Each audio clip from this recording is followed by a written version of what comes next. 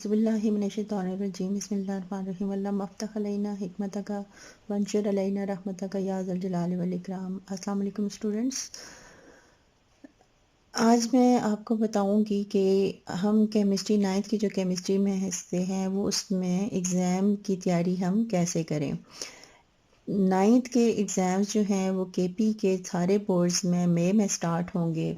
13 मई से exam start हो रहे हैं, तो आपके पास अब थोड़ा सा टाइम बचा है। मार्च और अप्रैल का मंथ है जिसमें से आपने प्रिपरेशन करनी है। अब मैं तो ये आपको कहूँगी कि जो भी आपकी टेक्स्ट बुक्स हैं उनको थॉरो स्टडी करें। एक एक चीज़ जो आपके सिलेबस में दी हुई है उसको आपने रेगुलर पूरा साल आप पढ़ते हैं, स्कूल जाते हैं, तो जो टीचर्स आपको पढ़ाते हैं वो सारा आपने थारोली स्टडी करना है। तो रेगुलर ये नॉलेज के लिए होता है, मेमोराइज करने के लिए नहीं होता। आपको सारी जो आपका सिलेबस में जितने भी कंटेंट है वो सारा का सारा जो है वो आपने उसको जो है वो नॉलेज उसका आपके पास होना चाहिए। अब जब तक एग्ज़ाम की बारी आती है तो एग्ज़ाम में बाज़-औक़ात हमारे पास इतना टाइम नहीं होता कि हम सारे के सारा जो है दोबारा से एक एक लफ्ज़ को कवर कर सकें। तो उस सूरत में जब बाज़ स्टूडेंट्स के पास इतना टाइम नहीं बचता कि वो 1 मंथ में या फिर 15 डेज़ में जो है वो एग्ज़ाम की तैयारी करना चाहते हैं, तो उसके लिए मैं आपको बताऊंगी कि इस केमिस्ट्री की बुक में इम्पॉर्टेंट क्वेश्चन कौन कौन से हैं हर चैप्टर के, जिसमें आप जिसकी तैयारी करके आप अच्छे से अच्छे और ज़्यादा से ज़्यादा मार्क्स जो है वो केमिस्ट्री में ला सकते हैं। इंशाल्लाह फिर नेक्स्ट वीडियो में मैं आपको बताऊंगी कि पेपर कैसे अटैम्प्ट किया जाता है, केमिस्ट्री का पेपर अटैम्प्ट करने का क्या तरीका है कि एग्जामिनर जो है वो देखते ही आपको ज़्यादा से ज़्यादा मार्क्स दे और आप केमिस्ट्री के पेपर में कम तैयारी के साथ भी अच्छे मार्क्स ले सकें। तो आप अपनी बुक खोल लें केमिस्ट्री की 9th क्लास की, मैं आपको बताती हूँ, तो आप इसको नोट करते जाइए, बुक के ऊपर ही आप इसको मार्क करते जाएं। तो फर्स्ट चैप्टर की जहाँ तक बात है, केमिस्ट्री का फर्स्ट चैप्टर है फंडामेंटल ऑफ केमिस्ट्री। तो इसके एक्सरसाइज में जितने भी क्वेश्चन है फंडामेंटल ऑफ केमिस्ट्री में, इसकी एक्सरसाइज आपने बहुत अच्छे तरीके से करनी है। अब इसको भी सारा जो है चैप्टर आपने पहले कर लिया हुआ है, तो अब जब एग्जाम की प्रिपरेशन करेंगे तो आपके पास नॉलेज तो है पहले से, अब आपको सारा पढ़ने की जरूरत नहीं है। आप इसकी एक्सरसाइज अच्छी तरीके से इसकी तैयारी कर लें और दूसरा ब्रांचेस ऑफ केमिस्ट्री है तो वो आप पढ़ लें। फर्स्ट चैप्टर में से ये दो चीज़ें आपने एक्सरसाइज बहुत अच्छे तरीके से इसकी सारी करनी है। इसके न्यूमेरिकल में से आपके पास शार्ट क्वेश्चंस में से और एमसीक्यूज में से इसमें से क्वेश्चन जो है वो आ सकते हैं।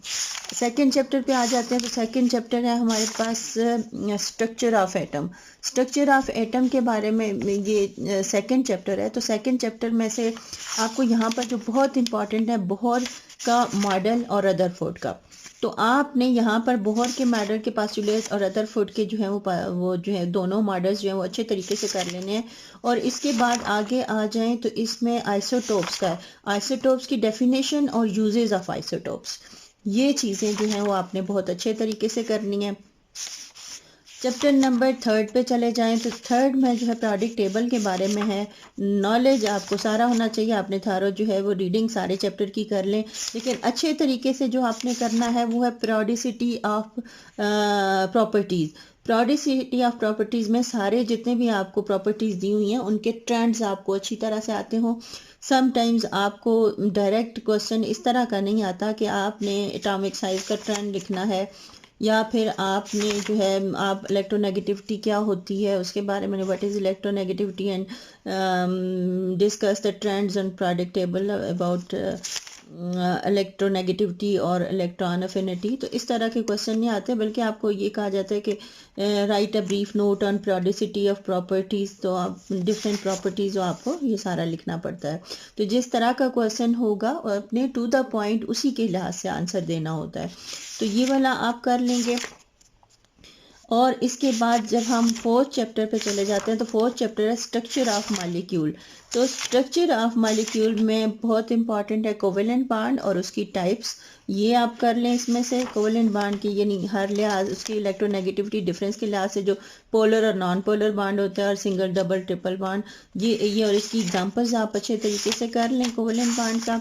और इसके बाद इसमें इंटरमॉलिक्यूलर फोर्सेस, ये वाला आपने बहुत अच्छे तरीके से करना है। इसके बाद आ जाता है जी नेक्स्ट चैप्टर जो है फिजिकल स्टेट्स ऑफ मैटर।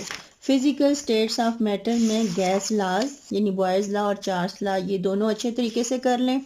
उसके बाद आपको आ जाता है सॉलिड में आए तो इसमें गैस में दोनों लाज अच्छे तरीके से करें, और इसके लिक्विड का जो है वो आपने प्रॉपर्टीज़ अच्छे तरीके से करनी है, और सॉलिड का आपने एलोट्रॉपी जो है वो करनी है। तो ये 3 चीज़ें जो हैं वो इन तीनों की आप कर लें। नेक्स्ट चैप्टर में चले जाएं तो नेक्स्ट चैप्टर सोल्यूशन का है। तो सोल्यूशन वाले चैप्टर में आपको सोल्यूशन की और सस्पेंशन की जो है डेफिनेशंस अच्छी तरीके से आनी चाहिए कि ये क्या होता है, सस्पेंशन और सोल्यूशन में क्या डिफरेंस होता है। इसके बाद इसमें जो इम्पोर्टेंट चीज़ है वो है एक मोलैरिटी। मोलैरिटी बहुत इंपॉर्टेंट है। मोलैरिटी और इससे रिलेटेड जितनी भी एग्जांपल्स आपको न्यूमेरिकल की फॉर्म में दी हुई हैं, ये न्यूमेरिकल एग्जांपल के भी ये आपने लाजमी करने हैं।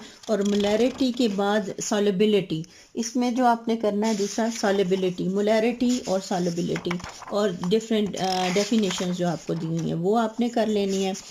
सबसे इम्पॉर्टेंट चैप्टर जो 9th की केमिस्ट्री में है और वो है इलेक्ट्रोकेमिस्ट्री।